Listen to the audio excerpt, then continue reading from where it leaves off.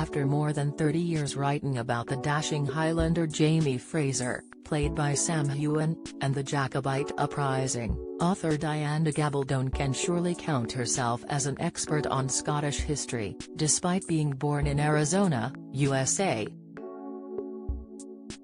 Unfortunately, the Outlander creator's credentials were questioned recently when she was forced to wade into a semantic debate about Jamie's hat on Twitter.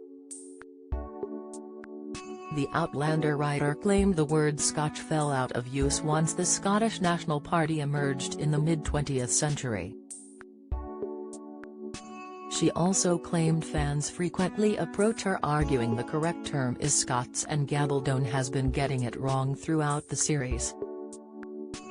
After one fan asked the author what hat Jamie's ghost was wearing in the opening episode, a Scotch bonnet or tam o' shanter, she claimed the SNP was instrumental in Scotch becoming less common. A professor of Scottish history disagreed with her claims, and the author has since issued a lengthy response. This was in answer to someone who asked what sort of hat he was wearing in the notorious ghost scene from Season 1 of the Outlander show. She said, "Well, there are two gentlemen in that scene, and they're both wearing head coverings, but from the general shape of the discussion, I assumed the questioner meant Jamie, the Highlander, rather than Frank, snappily dressed post-World War II gent. So I said that if it's Jamie, Hess wearing a Scotch bonnet with a feather in it."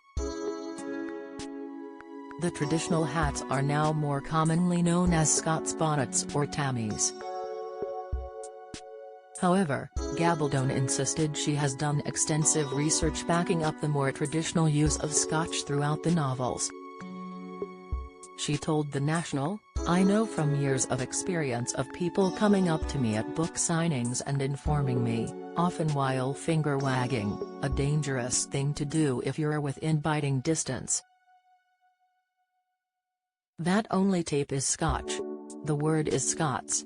Mind you, none of these people are Scots, and many of them are plainly the sort who would spell whiskey with an E, so I merely smile pleasantly and sign their books.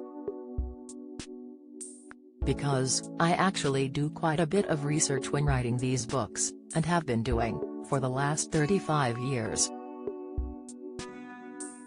Latest, Insight, interview. A lot of said research involves reading things written by actual Scottish people, both fiction and non-fiction. And that's why I feel reasonably okay about saying that most things written by Scottish people through the late 18th, 19th and early 20th centuries used the word Scotch without the slightest blush." As for her claims regarding the SNP, Gabaldon clarified she didn't mean the party itself was responsible for the disappearance of Scotch from common Scottish lexicon.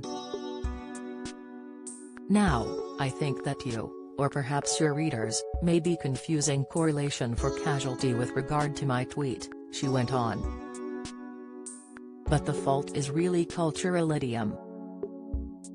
By which I mean, there were several shifts in usage that occurred through the middle of the 20th century, and these correlated roughly with the growth of the SNP into visibility. That's what I mean by came into power, not that they were running the government but that they had achieved some political representation." As one of the most high-profile writers of historical fiction, hopefully Gabaldon has now reassured her readers of her credentials before the hotly anticipated last Outlander book is finally released.